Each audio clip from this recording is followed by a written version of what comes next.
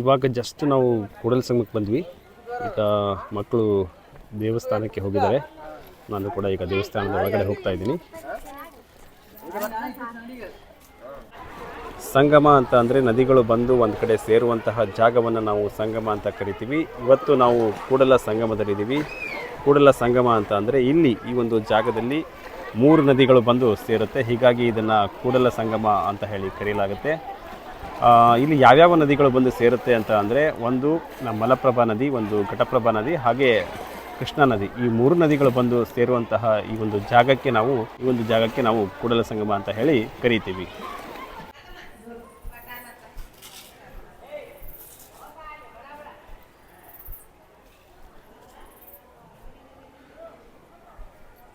ಈಗ ನಾವು ಕೂಡಲ ಸಂಗಮದಲ್ಲಿದ್ದೀವಿ. ದೇವಸ್ಥಾನದ ಒಳಗಡೆ ಈಗ ನಾನು ಬಂದಿದ್ದೀನಿ. ದೇವಸ್ಥಾನದ ಒಳಗಡೆ, ದೇವಸ್ಥಾನದ ಆವರಣ ನಿಮಗೆ ಈ ಒಂದು ದೇವಸ್ಥಾನದ ಒಳಗಡೆ ಬಂದಿದ್ದ ಹಾಗೆಯೇ ಈ ಥರ ಕಾಣುತ್ತೆ. ಈಗ ನೀವು ದೇವಸ್ಥಾನದ ಆವರಣವನ್ನು ನೋಡ್ತಾ ಇದ್ದೀರಿ. ದೇವಸ್ಥಾನದ ಒಳಗಡೆ ಹೋಗಲಿಕ್ಕೆ ಈ ರೀತಿಯಾಗಿ ಕಟ್ಟಂಜಲಿಯನ್ನು ಹಾಕಿದ್ದಾರೆ. ಸೊ ಇಲ್ಲಿ ನಾವು ಈ ಒಂದು ಕಟ್ಟಂಜಲಿಯ ಮುಖಾಂತರ ದೇವಸ್ಥಾನದ ಒಳಗಡೆ ನಾವು ದೇವಸ್ಥಾನದ ಒಳಗಡೆ ಹೋಗ್ಬೋದು. ತುಂಬ ರಶ್ ಇರುವಾಗ ಈ ಒಂದು ಕಟ್ಟಂಜಲಿ ನಮಗೆ ಉಪಯೋಗಕ್ಕೆ ಬರುತ್ತೆ. ಈಗ ನಮ್ಮ ಮಕ್ಕಳು ಇಲ್ಲಿದ್ದಾರೆ ನೋಡಿ. ಒಳಗಡೆ ಹೋಗಿ ಬಂದ್ರಿ?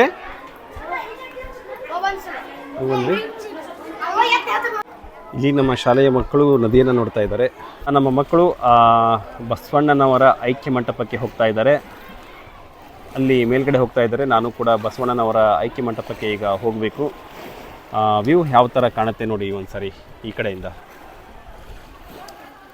ಸೊ ಇಲ್ಲಿ ಬೋಟಿಂಗ್ ಕೂಡ ಹೋಗ್ಬೋದು ನೀವು. ಒಬ್ಬರಿಗೆ 50 ರೂಪಾಯಿ ಅಂತೆ. ನಾನು ಇವಾಗ ಜಸ್ಟ್ ಕೇಳಿದೆ. ಈಗ ಬಸವಣ್ಣನವರ ಐಕ್ಯ ಮಂಟಪಕ್ಕೆ ನಾವು ಹೋಗಬೇಕು. ಹೋಗೋಣ ಬನ್ನಿ.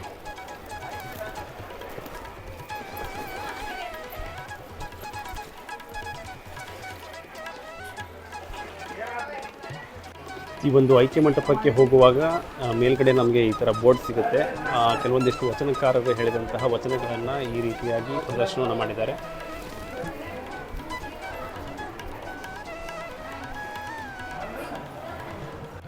ಇದು ಅಲ್ಲಮ ಪ್ರಭುವರ ಒಂದು ವಚನ.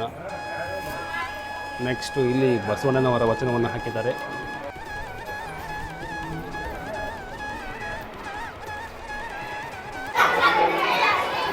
ಇದು ಒಳಗಡೆ ಐಕ್ಯ ಮಂಟಪಕ್ಕೆ ಹೋಗುವಂತಹ ದಾರಿ. ಆಮೇಲೆ ಐಕ್ಯ ಮಂಟಪಕ್ಕೆ ಹೋಗುವಂತಹ ದಾರಿ ಇದು. Wow, so nice.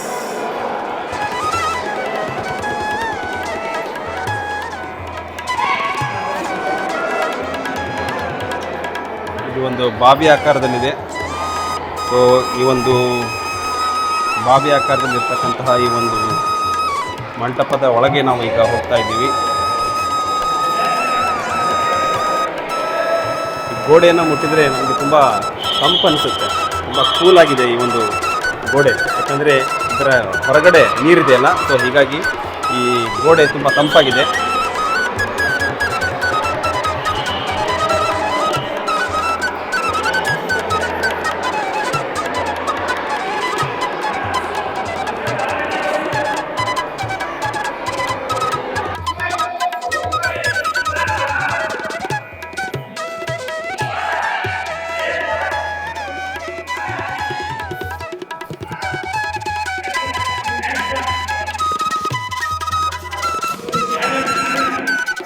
ಎಡಭಾಗದಲ್ಲಿರುವಂತಹ ನದಿ ಮಲಪ್ರಭಾ ನದಿ, ಈ ಬಲಭಾಗದಲ್ಲಿರುವಂತಹ ನದಿ ಕೃಷ್ಣಾ ನದಿ. ಇಲ್ಲಿ ಬೋರ್ಡ್ ಹಾಕಿದ್ದಾರೆ ನೋಡಿ.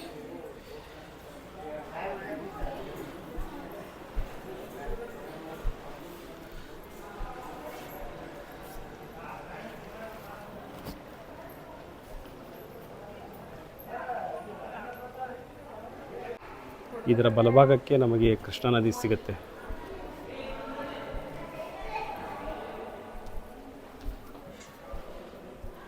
ಇದು ಕೃಷ್ಣಾ ನದಿ.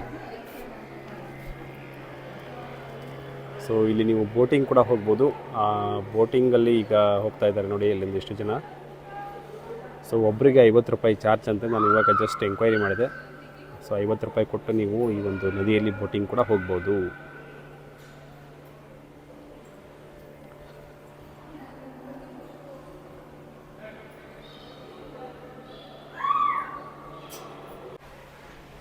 ಮಡಿವಾಳ ಮಹಾದೇವರ ಒಂದು ವಚನ ಅದು ಬಹಳ ಸುಂದರವಾಗಿದೆ ನೋಡಿ.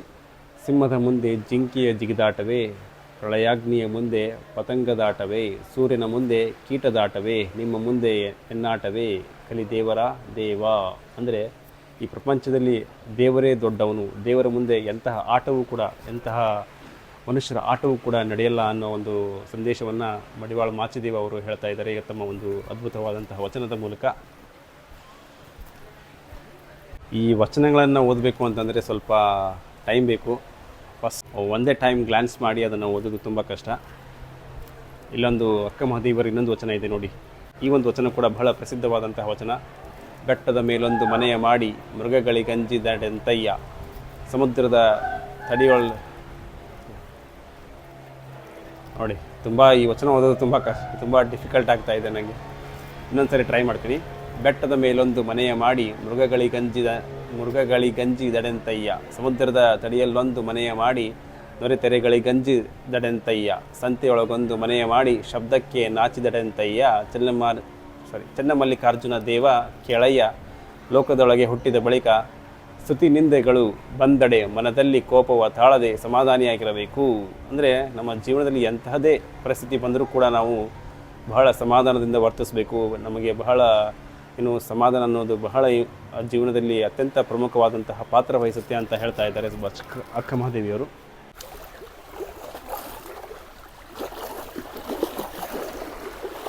ಬಹಳ ತಂಪಾದ ಒಂದು ಗಾಳಿ ಬೀಸ್ತಾ ಇದೆ ಈಗ. ನೀರಿನ ಅಲೆಗಳ ಶಬ್ದ ಬಹಳ ಕಿವಿಗೆ ಹಿತವನ್ನು ಕೊಡ್ತಾ ಇದೆ.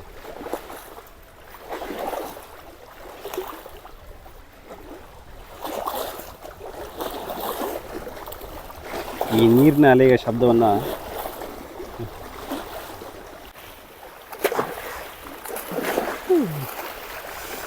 ನೀರಿನ ಅಲೆಗಳು ಬಂದು ಹೊಡಿತಾ ಇದೆ ಕಾಲಿಗೆ. So cold. ನೀರು ತುಂಬ ತಣ್ಣಗಿದೆ.